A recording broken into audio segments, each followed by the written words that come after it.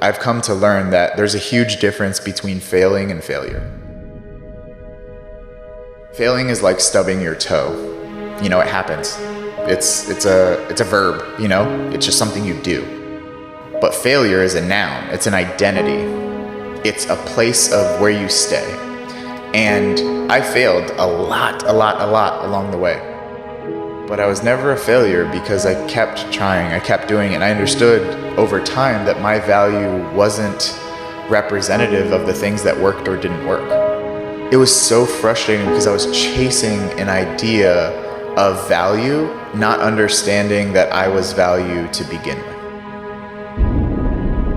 A crumpled up $20 bill is still $20. It doesn't lose its value when it's beaten up. You have a right to what you're feeling, but just because you feel it doesn't mean it's real.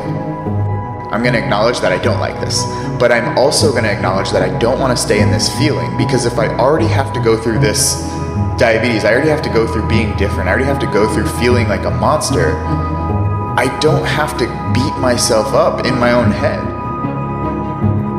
If you get a flat tire on the side of the road, you don't set your car on fire, you deal with the flat tire. But that's what I felt like I was doing, and a lot of people do. A lot of people set the car on fire. Instead of addressing the main issue, they build upon it and make it worse. How can I become more than what's happened to me? How can I become more than this circumstance that I hate? But how can I not let that hate towards a circumstance I can't control me? You know, sometimes we get addicted to this, like, making everything beautiful, making everything, like, amazing, and sometimes we have to be real. Some situations do suck, they do, and we have to allow them to suck and not invalidate the fact that it does suck. My job is to not let my mind take over, and that's when I win and when I lose and everything in between. You have a choice between what you think and what you do, and that choice is everything. Motivation comes after action. Okay, so stick with me. Motivation comes after action. The question is not how do you develop the motivation to keep going? The real question is, how do you develop the discipline to do the stuff you need to do even when you don't feel like doing it? Floss one tooth. Go to the gym and lift one weight one time. Then you can stop. Then you can go home. Then you can stop. More than likely, because you already got there, because you already started, you're going to finish. Getting there is the majority of the issue. The discipline to start, that's what you need. The motivation to keep going comes after the action to start.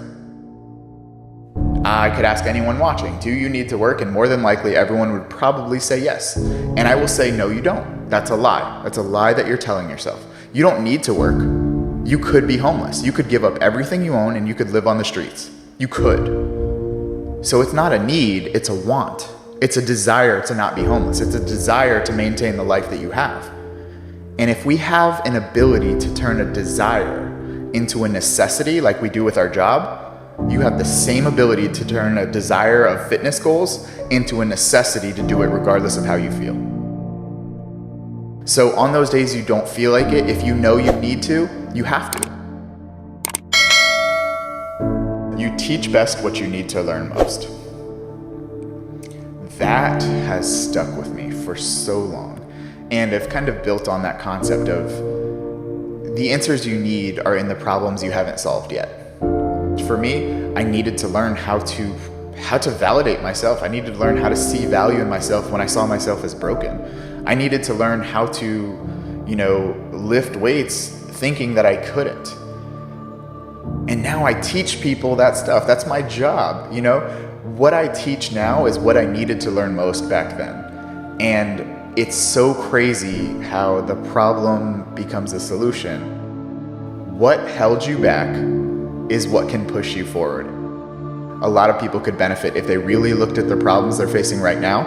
There are massive solutions within those problems that can take you to a new level of life if you look at them from a different perspective.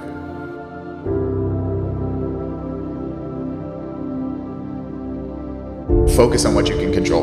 That concept has reduced my stress, has reduced my anxiety, has reduced so much unnecessary worry in my life. You know, so many people are like, oh, Chris, it's easier said than done. Absolutely, that's true. But it's better done than said. If you focus on what you can control, you reduce the energy investment into things you can't. What if? What if I get fired? What happens if my partner leaves me? What happens if my business fails? What if? Okay, you can't control the what ifs. You can't control external circumstances. What I can control is my thoughts, my behaviors, my actions. I can create a plan. I can create an action set. I can do those things. That's what I can control. So when I stop focusing on living life in the back seat and take the driver's wheel of responsibility, and not just responsibility, but responsibility, the ability to respond to anything that happens to me, my life got a lot better. So now I choose to focus on what I can control, not what I can't. I've always wanted to gain the upper hand of situations, and it wasn't until I matured to understand that the only upper hand that matters is having the upper hand over yourself. And I was like, how do I gain the upper hand over myself? How do I gain the upper hand over a situation I have no control of? Well, you go back to that concept that I discussed, focusing on what you can control. From there, I built 5 other concepts, and I built this book to help people simply navigate the struggles of life by internalizing things instead of blaming the outside world, giving you concepts that can help you do something about it. Focus on what you can control, that so you don't create cages around your lifestyle, and you learn how to navigate the true emotions and feelings so that you can have the upper hand always over a situation, even if it's unfavorable. I know everyone is busy, but there is nothing more important than making sure mentally that your mental health is good and making sure you're living your life on your terms and not just falling in line with what you think should be done. I can't really prove that you're supposed to be something, like you should be something, but I can say that with choice and effort, you can go really damn far.